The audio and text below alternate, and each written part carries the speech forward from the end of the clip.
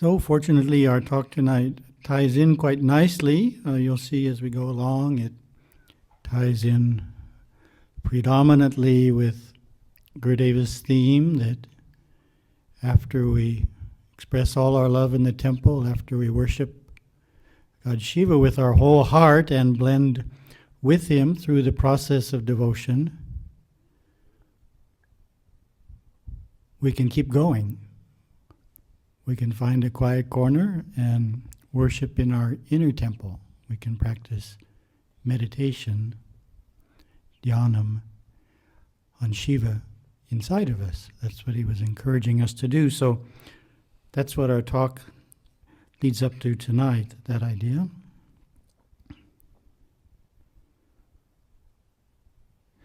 So I think this is a special Mahasivaratri, and having so many pilgrims come from such diverse parts. Usually we have a much smaller group. When we started, it was just the monks and Gurudeva, and today we're blessed with so many people from so many places all coming and all sharing a love of Shiva that brought you here tonight for this special evening dedicated to Shiva.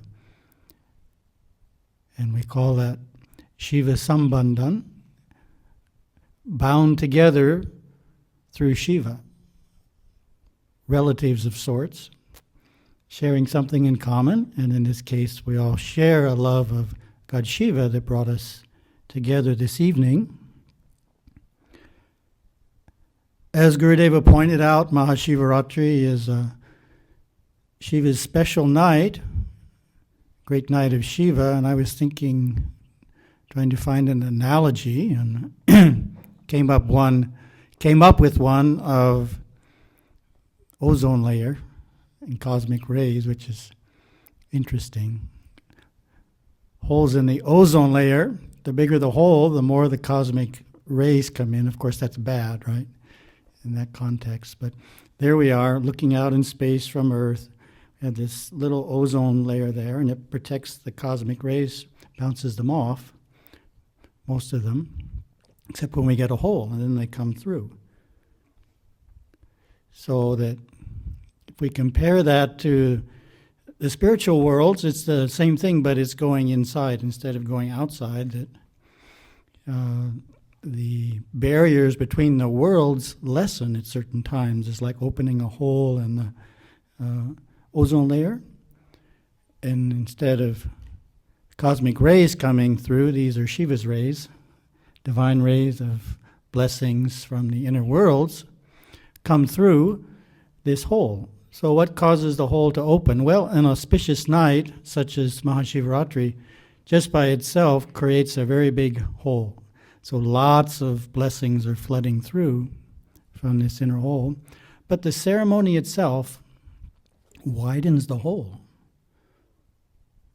The beautiful chanting of the priest, the chanting of Sri Rudram, takes this hole that's already there and makes it bigger.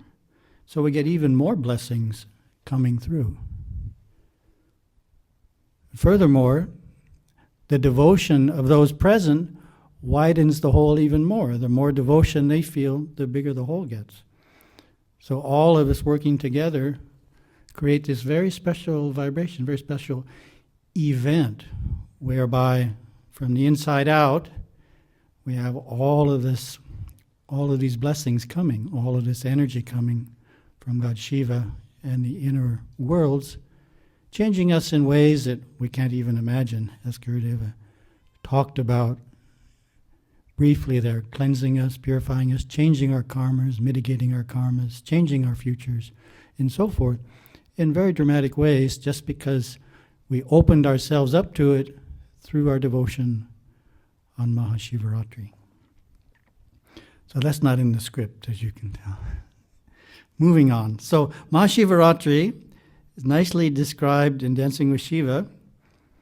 We're doing it all. Chanting Shiva's names, we did that. Singing his praise, we did some singing. Chanting Sri Rudram, we did that. Bathing the Shiva Lingam is coming up.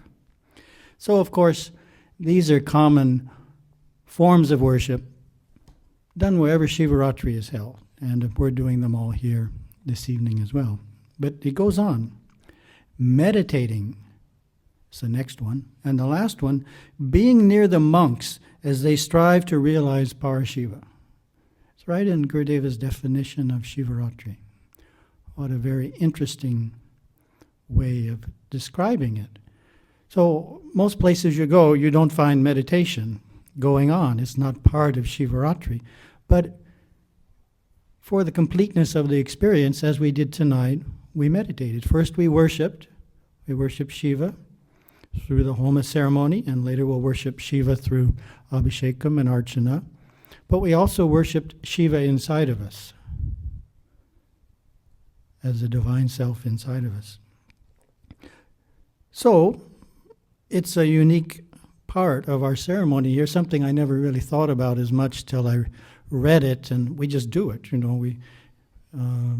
We focus on the transcendent aspect of Shiva, trying to, we meaning the monks, trying to realize Parashiva, trying to touch into that part of Shiva which we always are, and as Gurudeva spoke, it was a large part of his talk there. One of the themes of his talk was the transcendence of Shiva, and claiming that part of you which you already are. Don't have to become it, you are that.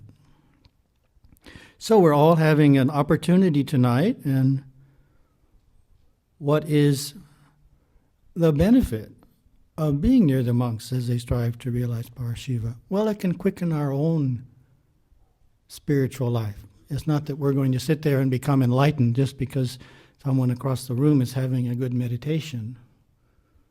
No. But it can quicken us, it can inspire us, kind of speed up our impetus, help us move along a little faster on the spiritual path than if we hadn't been there. We may not notice, but we pick up some speed.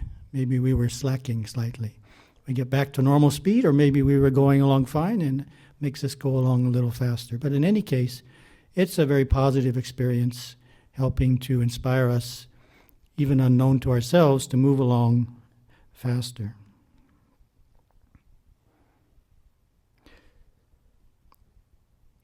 So as part of our many wonderful guests, we have quite a few from Canada, and some of whom are very close to Siva Yoga Swami and the Kailasa Parampara, and we're very happy about that. And we're preparing to go to Toronto in April, and because Toronto is snowing and 20 and 30 degrees, I'm saying we're warming up for the Toronto trip by our talk tonight. Don't want to go there without warming up first. So we're going in April, and the reason we chose that date, even though it's still a little too cold for our Hawaiian blood, is that it's the time of the annual Mahasamadhi ceremonies for Siva Yoga Swami. It's the Ashlesha Nakshatra on April 11th. So we wanted to be there for that celebration, and we'll talk a little bit more about that in a minute. We're also getting ready, working on trips to Mauritius and Malaysia in August at the time of Ganesha Chaturthi. We always visit Mauritius and our center there at Ganesha Chaturthi time because we have a special Ganesha Mandapam. And we're getting ready for our biggest journey, which is a little less than a year from now, and that's our India Inner Search in the middle of January 2004, which is about 3 weeks in length. Very wonderful program we're developing, which has a nice balance to it. Sometimes our programs have been almost all pilgrimage, but this program is providing a nice balance between daily classes, pilgrimage to the major temples, and a nice selection of the best of dance and musical and other cultural traditions of South India. So we're going to mix together all three elements pretty much on a daily basis and keep the traveling down too. We're staying just in a few places and not jumping on a bus every day to go somewhere different. So we're starting to get some enrollments in for that program, and if you're interested, you can contact Sadhaka Dandapani while you're all here and assure yourself a place.